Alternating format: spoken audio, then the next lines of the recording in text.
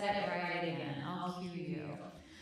There's a great trouble in the land. We're gonna set it right again. There's a great trouble in the land. We're gonna set it right again. There's a great trouble in the land. We're gonna set it right again. We're gonna set it right again. A little different on that last line, but you got it. Trouble been brewing too many years. We're gonna set it right again. Trouble been brewing too many years. We're gonna set it right again. Trouble been brewing too many years. We're gonna set it right again. We're gonna set it right again. Yeah, you can clap if you want to. This one's 2 and 4. We need healing across the land. We're gonna set it right again. We need healing across this land. We're gonna set it right again. We need healing across this land. We're gonna set it right again. We're gonna set it right again. Oh, we need justice. We need justice across this land. We're gonna set it right again. We need justice across this land. We're gonna set it right again. We need justice across this land. We're gonna set it right again. We're gonna set it right again. One more, we're building a movement. We're building a movement across this land. We're gonna set it right again.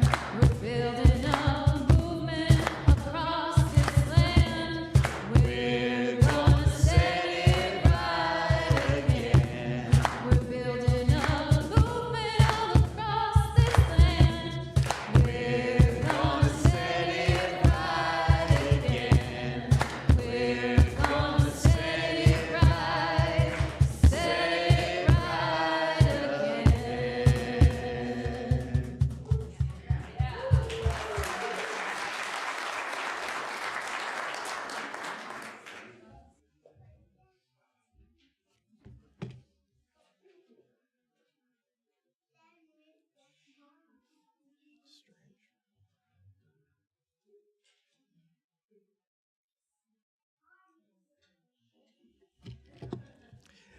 Please keep Punxsutawney Phil in your prayers and thoughts tomorrow in hopes that he does not see his shadow tomorrow. Good morning and welcome to the UU Church of the South Hills, also known as Sunnyhill. We're delighted that you could join us for this service. Our mission at Sunnyhill is to create a more just and compassionate community within and beyond our walls. My name is Jonathan Murray, and I serve as the ministerial intern for this congregation. If you're joining us online today, please say hello or good morning in the comments on Facebook or YouTube. We'd like to hear from you and extend a welcome to you as well. We welcome children of all ages to our service. For quiet play, we have a children's area here in the sanctuary. For louder activities, we have a nursery just outside the corner entrance to the sanctuary. We also have a comfort room accessible through the back hallway from which you can hear and see the service. A gentle reminder to everyone, please silence your cell phones and other electronic devices so that we can enjoy the service uninterrupted by buzzing or ringing. Our Share the Plate beneficiary for the month of February is the local advocacy and support group Community Forge, a Pittsburgh-based organization whose mission is equitable community development for the 21st century that forges relationships, inspires creativity, and teaches the tools of the future. Here to tell us more about this organization is Rihanna Graham.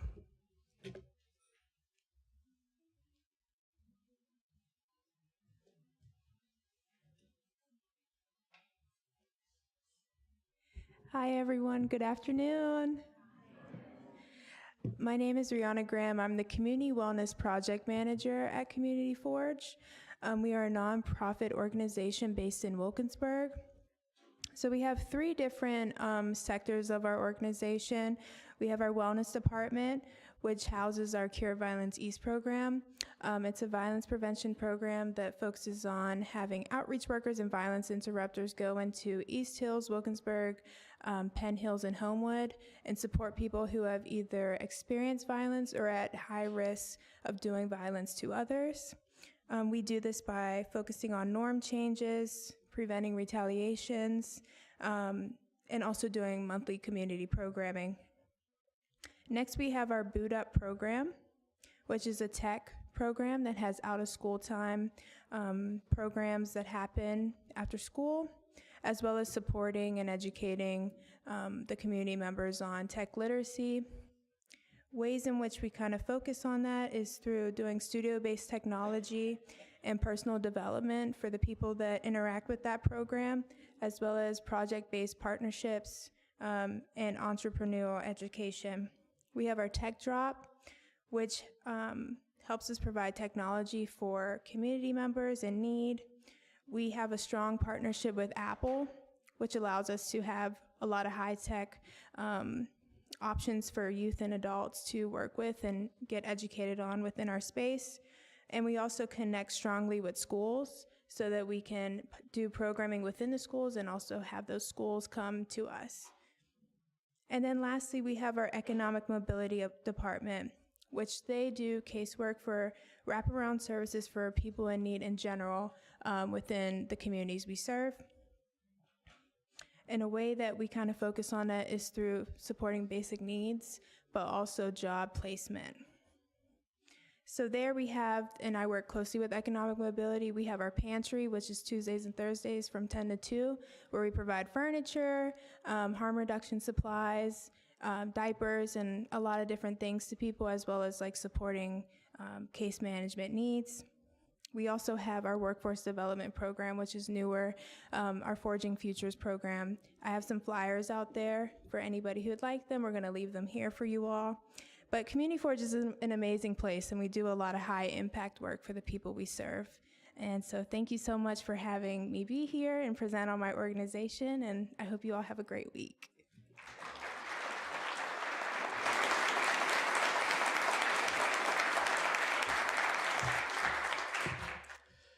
Today's sermon is titled Fire and Ice. As we have seen in recent weeks, the United States is now in a place where someone can summarily be executed on the streets by federal agents for merely observing those agents' actions. There is no due process or justice for the victims and no accountability for the perpetrators of this heinous violence. How are we to meet this moment? Our opening words were written by Gordon McKeeman. Ministry is all that we do together. Ministry is that quality of being in community that affirms human dignity, beckons forth hidden possibilities, invites us into deeper, more constant, reverent relationships, and carries forward our heritage of hope and liberation. Ministry is what we do together as we celebrate triumphs of our human spirit, miracles of birth and life, wonders of devotion and sacrifice. Ministry is what we do together with one another in terror and torment, in grief, in misery and pain, enabling us in the presence of death to say yes to life. We who minister speak and live the best we know with full knowledge that it is never quite enough, and yet are reassured by lostness found, fragments reunited, wounds healed, and joys shared. Ministry is what we all do together. And now please join me in saying the words to light our chalice. May our chalice flame illuminate, lostness found, fragments reunited, wounds healed, and joys shared. Please rise in body or spirit to join in singing our opening hymn, There is a River Flowing in My Soul.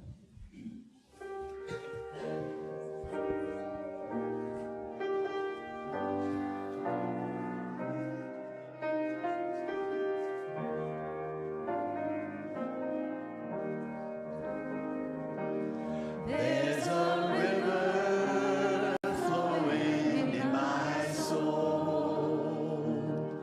There's a river flowing in my soul. And it's telling me that I'm somebody. There's a river flowing in my soul. There's a river flowing in my heart. There's a river flowing in my heart. And it's telling me that I'm somebody. There's a river flowing in my heart. There's a river flowing in my mind. There's a river flowing in my mind. And it's telling me that I'm somebody. There's a river flowing in my mind. There's a river flowing in my soul. There's a river flowing in my soul. And it's telling me that I'm somebody. There's a river flowing in my soul. Thank you. Please be seated.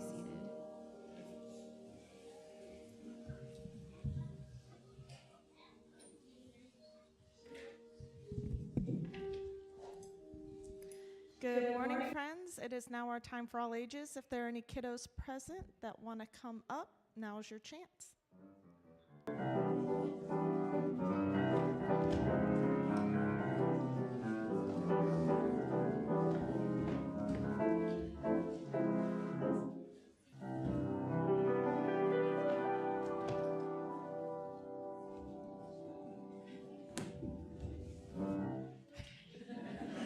Good morning, friends.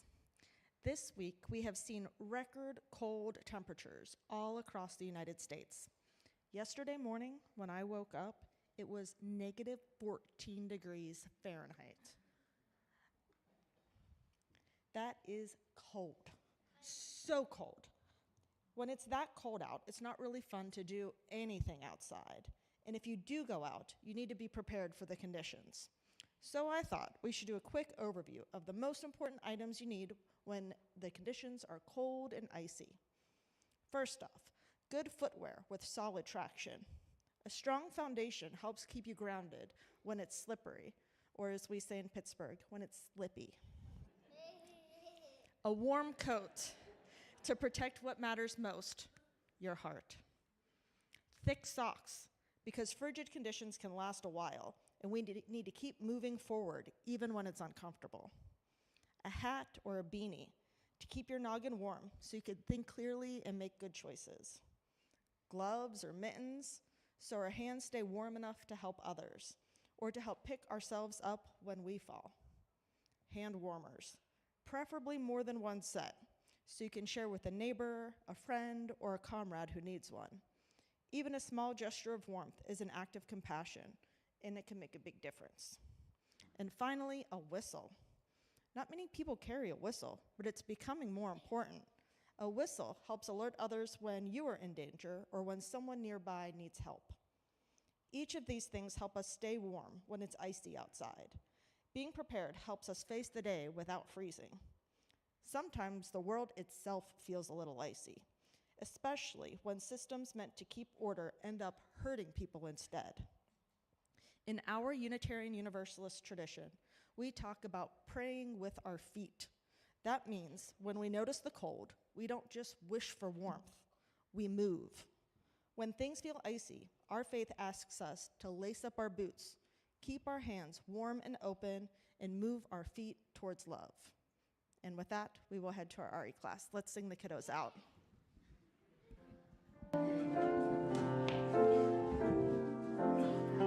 As you go, may joy surround you. As you go in peace. Know our love is with you always. As you go, may joy surround you. As you go in peace. Know our love is with you always. As you go, as you go.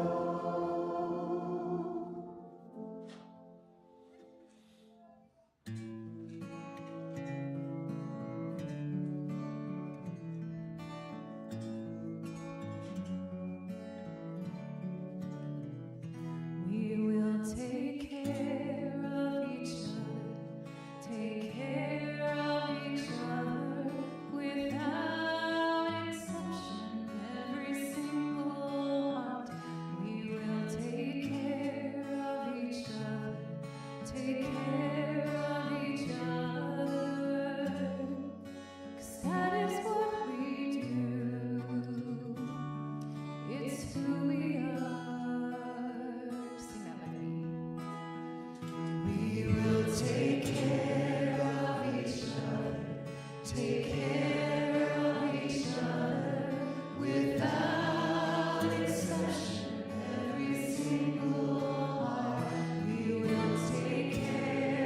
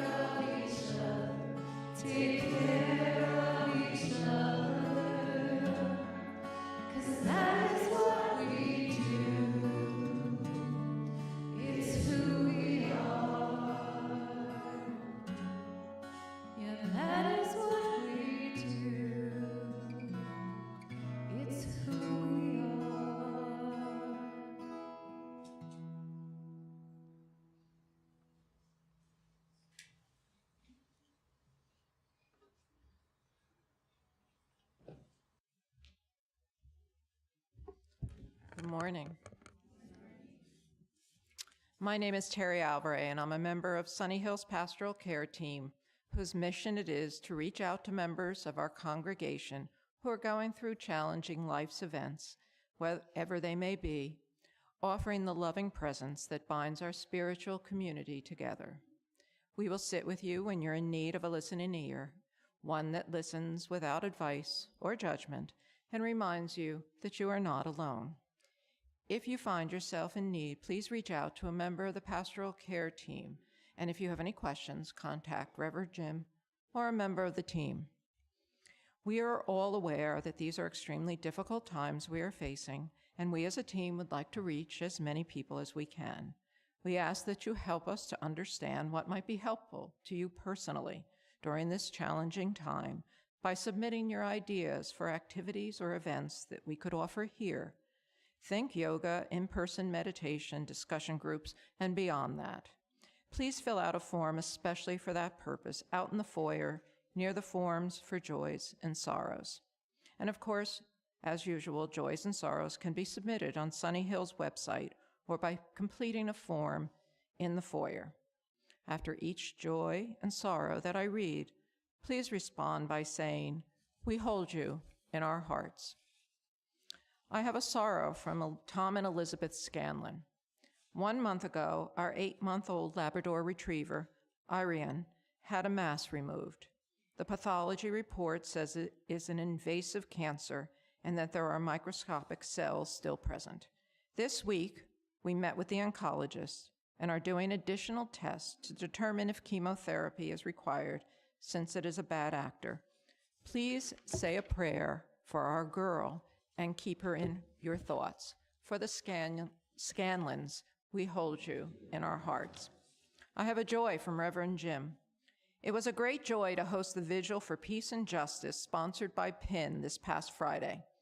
Many thanks to all Sunnyhill members and staff who pulled together to make this event such a great celebration of solidarity, love, and joy in the face of authoritarian violence and oppression. For everyone involved in this vigil and others like it across the country, we hold you in our hearts. And I have a joy and a sorrow from Joe Barker. My joy, I had successful cataract surgery and the world is much brighter. My sorrow, when I look in the mirror, I am much, much older. For Joe, who always looks very youthful, we hold you in our hearts.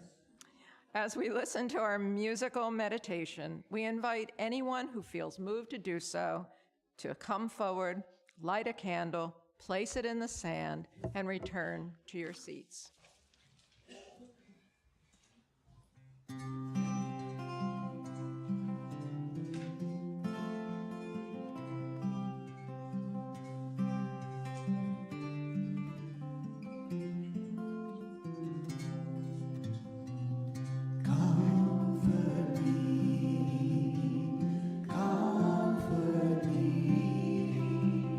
Comfort me, oh my soul.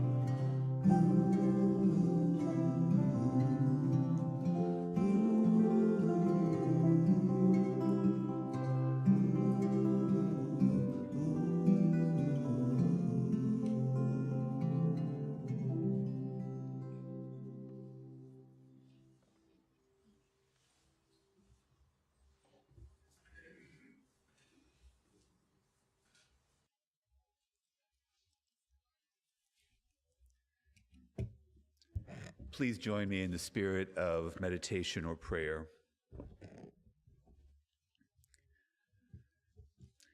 In a world filled with hopelessness and despair, we pause to find hope and comfort. In a world filled with fear and hatred, we pause to find compassion and love. In a world filled with terror and violence, we pause to find courage and peace. In this moment, in this place, gathered together, we pause to find our most grounded and authentic selves. We pause now for a moment of silence.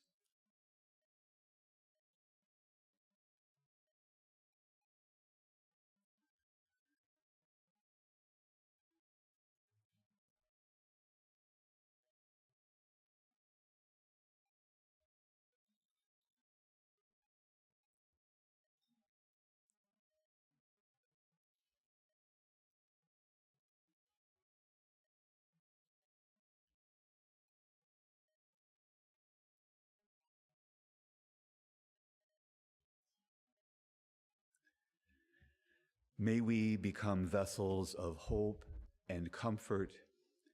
May we act to create courage and peace, and may we embody compassion and love now and always. Amen.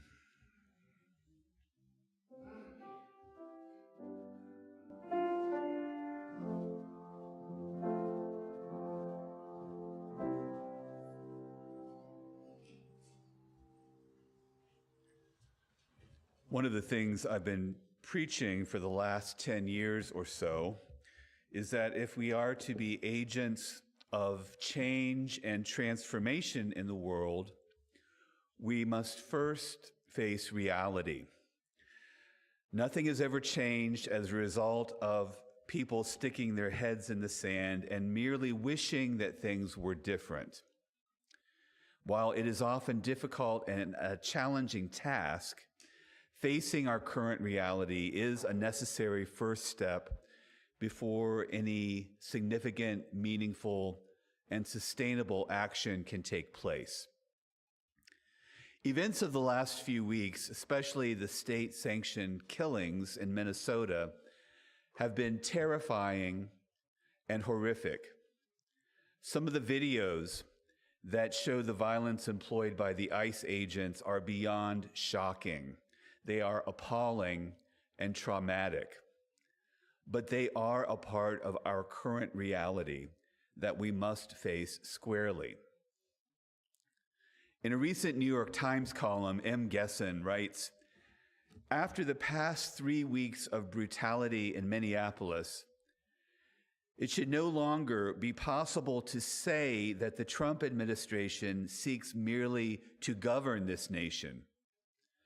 It seeks to reduce us all to a state of constant fear, a fear of violence from which some people may at a given moment be spared, but from which no one will ever be truly safe.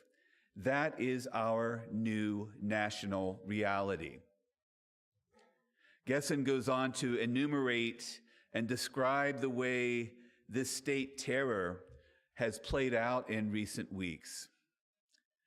Since early January, when Immigration and Customs Enforcement expanded its operation in Minneapolis and St. Paul, federal officers have killed Renee Good, a white middle-class mother, menaced a pregnant immigration lawyer in her firm's parking lot, detained numerous U.S. citizens, including one who was dragged out of his house in his underwear, smashed in the windows of cars and detained their occupants, including a U.S. citizen who was on her way to a medical appointment at a traumatic brain injury center. set off crowd-control grenades and a tear gas canister next to a car that contained 6 children, including a 6-month-old, swept an airport demanding to see people's papers and arresting more than a dozen people who were working there, and detained a 5-year-old child. And then they killed another U.S. citizen, Alex Jeffrey Preddy, an ICU nurse with no criminal record. The agents had him on the ground, subdued, before they apparently fired at least 10 shots at point-blank range. Gesson goes on to write about how, when we learn of horrific happenings like those I just described, we have a tendency to try to find a reason why these terrible things occurred. Not to justify them, but to understand them. We look for reasons why ICE agents may have been provoked, even absurd reasons, because we think if we can understand something, no matter how unjust it might be, then we might have some sense of agency in the situation. One of our greatest fears is that something is simply not understandable. But the kind of violence we've been witnessing is not understandable, at least not in the way we would like it to be. What seems like random violence is, in fact, random violence, but it is part of a larger pattern, a pattern that is designed to instill fear. Gesson writes, "It's only natural that our brains struggle to find logic in what we're seeing. There is a logic, and this logic has a name. It's called state terror. This is our current reality. It's not merely that we are facing extreme political polarization. Our reality is that we are facing state-sponsored domestic terror. Facing this reality can result in a number of different responses. One response, as I mentioned earlier, is to try to turn away or put our heads in the sand, a response which is tempting and sometimes even necessary for short periods of time, but it is not a viable long-term option for people of conscience. Another response to this reality is outraged venting. Again, outrage is appropriate and sometimes absolutely necessary. What we are watching unfold is completely and undeniably outrageous. But staying stuck in a place of outrage can sometimes keep us from being effective agents of change. In fact, denial and outrage can be two sides of the same coin that keeps being flipped again and again and again. But both of these natural and understandable human responses to our current reality, both denial and outrage, can sometimes keep us from the deeper and more necessary emotional process of grief. Grieving is difficult work. It's much easier to move into denial or anger than it is to face what is lost and grieve it deeply and fully. But grieving is what enables us to be human in the midst of inhumane situations. Grieving connects us to one another and to all who are suffering in profound and meaningful ways. It is so vitally important in our current situation to stay grounded in those most tender parts of our humanness. In a poem titled "The Door Beneath Everything," David White writes, "There is a door beneath everything we'll walk right by if we don't stop to look with troubled hearts and a loving eye." Commenting on the meaning of this poem, White says, "We only have this one life to live. no matter the difficulties of our times, no matter the incompetence of our political leadership, no matter the fires, the smoke, the inequalities, and the manifest inherited wrongs of our time. Though every one of those things needs to be put right. Human beings have always lived their years through fire and ice, individually and socially, since the beginning of our conscious awareness. But, White says, no matter the tenor of our times, no matter the suffering socially and individually, we were born to the challenge and to the invitation to a deeper and more abiding sense of appreciation and presence, to be the one gifted and then the one who passes on that gift of presence. We are more than survivors, and we are more than those who simply have to grit our teeth to get through. There is a door beneath everything we'll walk right by if we don't stop to look with a troubled heart and a loving eye.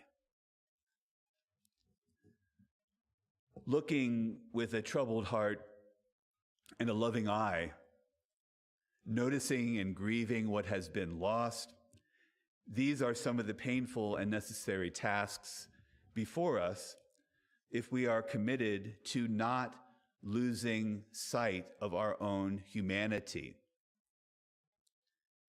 If we are not weeping in the face of the terror that has been unleashed in our country, then what are we doing?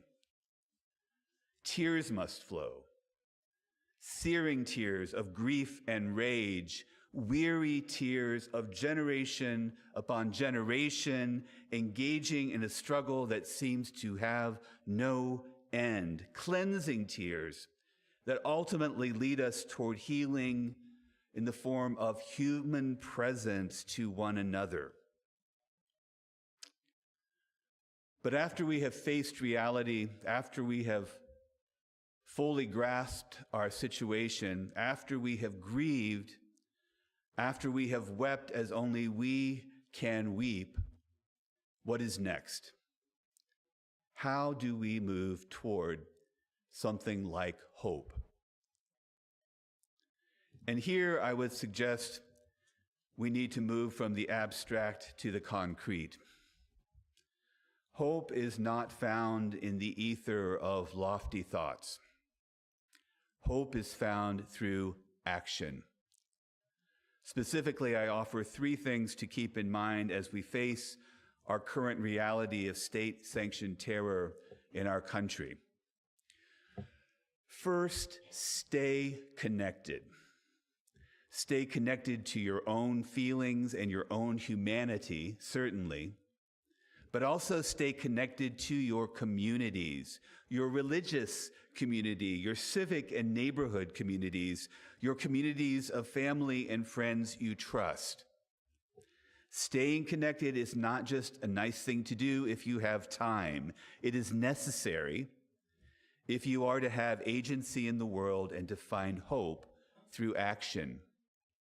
It all starts with connection.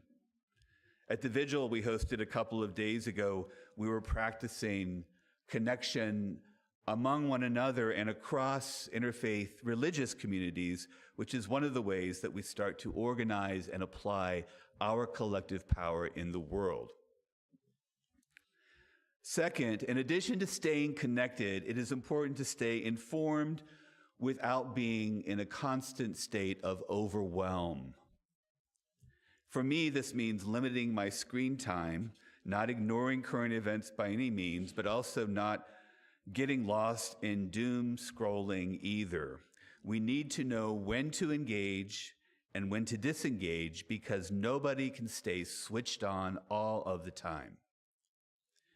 The only way forward is to take a step back every now and then before proceeding on the path, which leads me to my 3rd suggestion: find your path.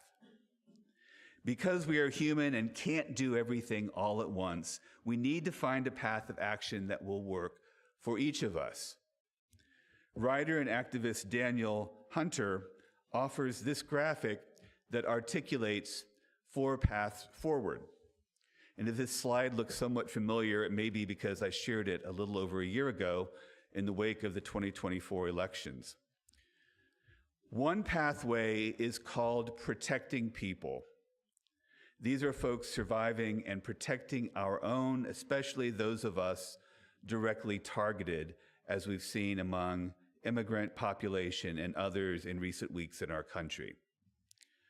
Another pathway is defending civic institutions. This group, as Hunter describes it, may or may not be conscious that current institutions don't serve us all, but they are united in understanding that the current regime wants them to crumble so they can exert greater control over our lives. And we've seen institution after institution being undermined, threatened, or deconstructed in our country. Then there's a third critical pathway: disrupt and disobey. This path goes beyond protesting for better policies and into the territory of people intervening to stop bad policies or showing resistance. Initially, a lot of that prefigurative work may be purely symbolic, but we are now moving into an era of nonviolent mass disobedience tactics. Lastly, there's a key fourth role: building alternatives. We can't just be stuck reacting to and stopping the bad. We have to have a vision. This is the slow growth work of building alternative ways that are more democratic. It includes grounding and healing work and rich cultural work.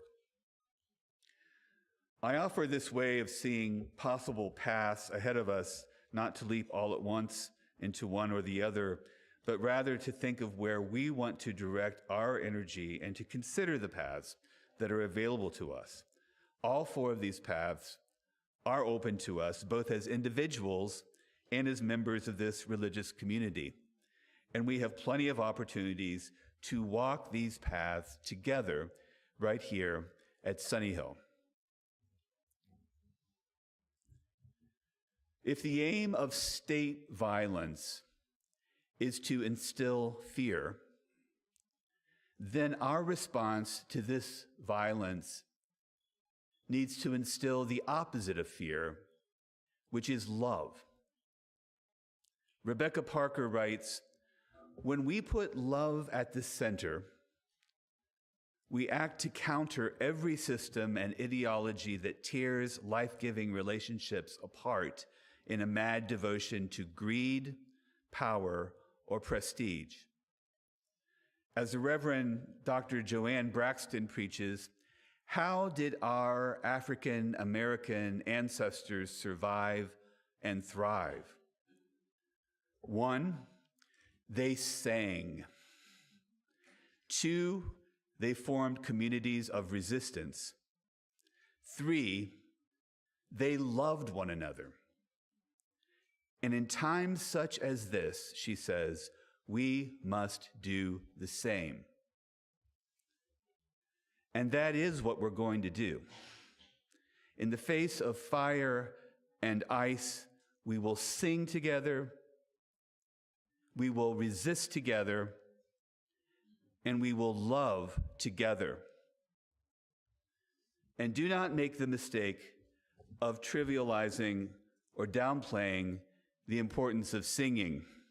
And I think Mary will back me up on this one. Singing is an essential way of building community, building connections, and building strength and power. I hope and pray that we will answer fear with love, that we will find our path through the current storm, and that each time we raise our voices in song, we will do so knowing that we will go on. May it be so. Amen. And with that, And with that, please rise and body your spirit and join in singing and growing our strength and power to sing I Know I Can.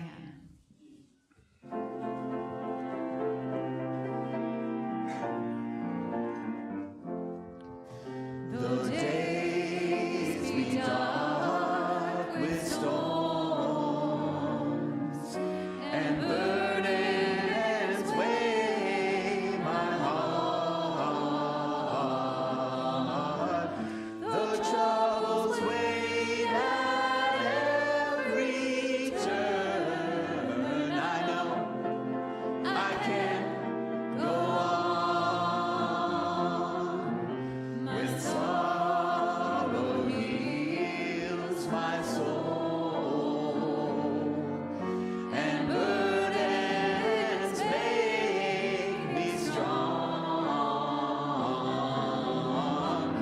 Though troubles wait at every turn, I know I can go on.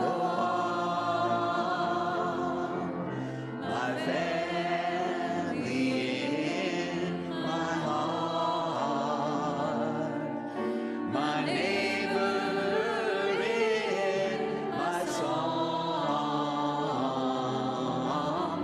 Though troubles wait at every turn, I know I can go on. And though the journey is long, the destination is near. Though troubles wait at every turn, I know I can go on. So friends, take my hand, and family, sing my song. When hope awaits at every turn, I know we will go on.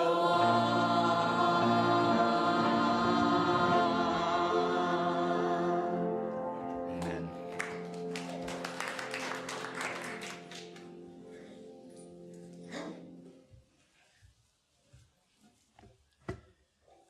Our Share the Plate beneficiary for the month of February is the local advocacy and support group Community Forge, a Pittsburgh-based organization whose mission is equitable community development for the 21st century that forges relationships, inspires creativity, and teaches the tools of the future. Their programming seeks to reach out and empower communities that do not receive equitable resources and investment to reach their highest potential. You can make a gift online on our website or by text at 412-324-3130. We'll be passing our offering baskets for cash and checks in just a moment. If you're writing a check, please make it out to UUCSH and put Share the Plate in the memo line.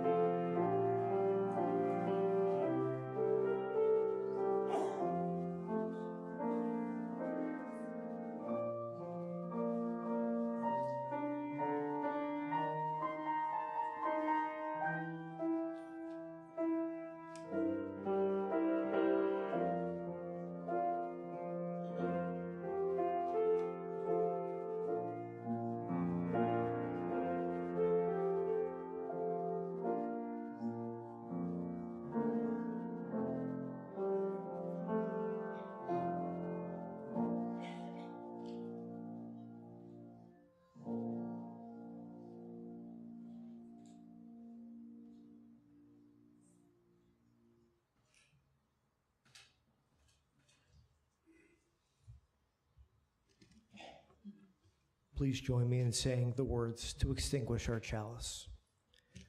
We extinguish this flame, but not the light of truth, the warmth of community, or the fire of commitment. These we carry in our hearts until we are together again.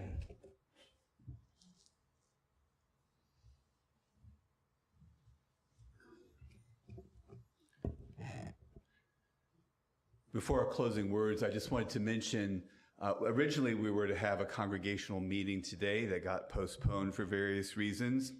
We are going to have a meeting between services next Sunday, February the 8th, so at 10 a.m. next Sunday. I hope that you'll be able to be here. You'll receive more information about this via email and via the Beat. It will be an update on the status of our Be the Future capital campaign with some exciting updates on that front, and as well as sharing plans for how we're going to move forward from here, both with the building and renovation project and with paying off debt. So that'll be a very brief informational session next week between services at 10 a.m. Also, I urge you this week to act in some way for justice. There are a lot of opportunities before us, and sometimes the opportunities can be just as overwhelming as the problems that we're facing. But if you would pick just one thing that you can do, and it will make you feel more powerful, more hopeful, and less pessimistic about the state of our world.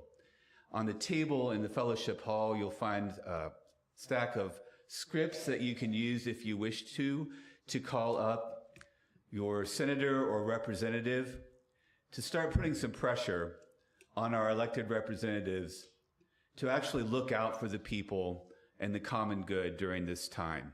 Do something, please. We'll close with these words. Let our lives be a prayer that waters dry souls, mends broken hearts, refuses to be terrorized, seeks this world's beauty, and carries us through its storms. Go in peace.